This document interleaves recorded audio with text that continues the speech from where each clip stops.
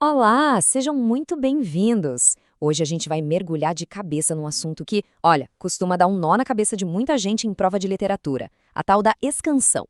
Mas fica tranquilo, porque hoje a gente vai decifrar juntos esse código e entender de vez como contar as sílabas de um poema. A grande pergunta é essa, né? Como é que se contam as sílabas de um poema? Parece uma coisa simples, mas a resposta tem uns segredinhos. E é exatamente esse mistério que a gente vai resolver agora. Bom, para começar, vamos dar um passo atrás. Um poema, na sua essência, tem dois elementos técnicos principais, que são a rima, ou seja, os sons parecidos, e a métrica, que é o nosso foco de hoje. E falando nisso, já aparecem dois termos que confundem um pouco. Versos brancos são aqueles que não têm rima, tá? Já os versos livres são os que não têm uma métrica regular, ou seja, o número de sílabas varia de um verso para o outro. E é aqui que a gente se aprofunda na métrica. De forma bem simples, métrica é o número de sílabas que um verso tem. É ela que dá o ritmo, a musicalidade do poema. E para descobrir essa métrica, a gente precisa fazer a escansão. E aqui começa o nosso desafio. Escansão, então, é o nome que se dá para essa técnica de contar as sílabas poéticas. E olha, isso é muito cobrado em vestibulares, no Enem, às vezes de um jeito meio escondido. Por isso, dominar isso faz toda a diferença. Para a gente aprender fazendo, vamos usar esse verso de uma quadrinha do Fernando Pessoa. É um verso simples, mas com um ritmo bem gostoso de ouvir. Perfeito para o nosso exercício de hoje. Então, vamos lá. Primeira pergunta. Quantas sílabas tem esse verso? A gente bate o olho e a primeira intuição costuma levar para um caminho bem comum, mas que, adianto, não é o certo. Vamos ver por quê. O primeiro impulso, e o erro que quase todo mundo comete, é contar as sílabas gramaticais. Sabe como a gente aprendeu lá no colégio, separando palavra por palavra? Se a gente fizer isso, o resultado é esse aí. A conta dá 10 sílabas. Parece fazer todo sentido, né? Cada palavra no seu quadrado, tudo certinho. Mas em poesia, a lógica é outra. É a lógica do som. Pois é, tá completamente errado. E eu te levo por esse caminho de propósito, para mostrar que a contagem poética é diferente. Poesia não é sobre a gramática da palavra isolada, é sobre a melodia do verso inteiro. E aqui está o grande segredo.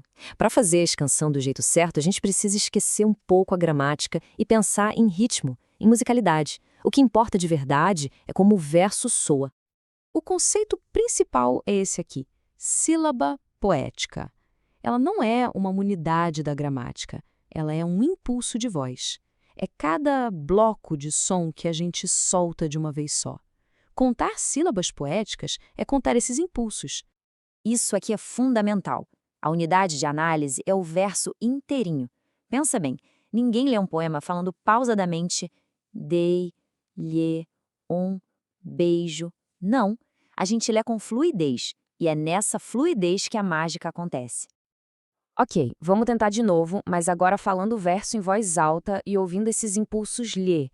Repara como, na fala, lhe e o se juntam e viram som só, leão. A mesma coisa acontece com o jo e ao, que se fundem em João. Com essa nova abordagem, nossa contagem já caiu de 10 para 8 sílabas. Bem melhor. Já estamos bem mais perto, respeitando o ritmo do poema. Mas será que agora foi?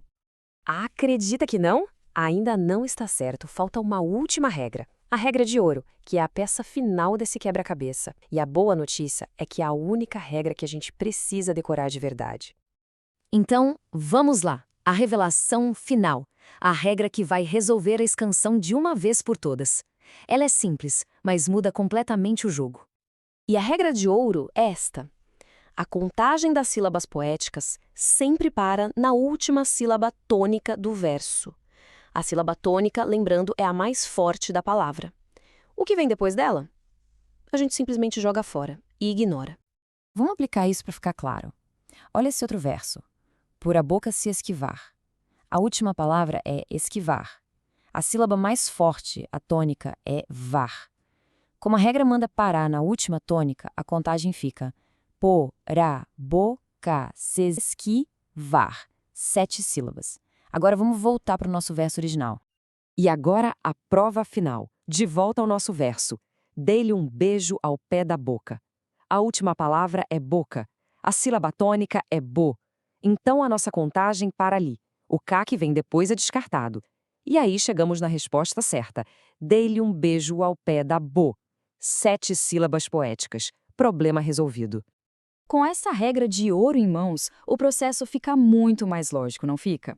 Mas, como quase tudo na vida, o segredo agora é colocar a mão na massa, é praticar para isso virar algo natural. Então, para resumir, o método infalível é este. Primeiro de tudo, olhe para o final do verso e ache a última sílaba tônica. É ali que a contagem vai morrer. Depois, pronuncie o verso inteiro, com ritmo. E por fim, é só contar os impulsos de voz, parando naquela sílaba que a gente marcou no primeiro passo. E só uma curiosidade. Um verso de 7 sílabas, como esse que a gente acabou de ver, tem um nome especial. Ele é chamado de heptassílabo, ou, como é mais conhecido, redondilha maior. É um dos tipos de verso mais comuns e importantes da poesia em português. E para a gente terminar, fica essa reflexão.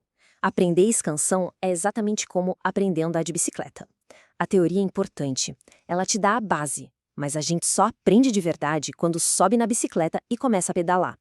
Então, a minha dica é: peguem poemas e comecem a contar. Quanto mais se pratica, mais fácil e automático fica.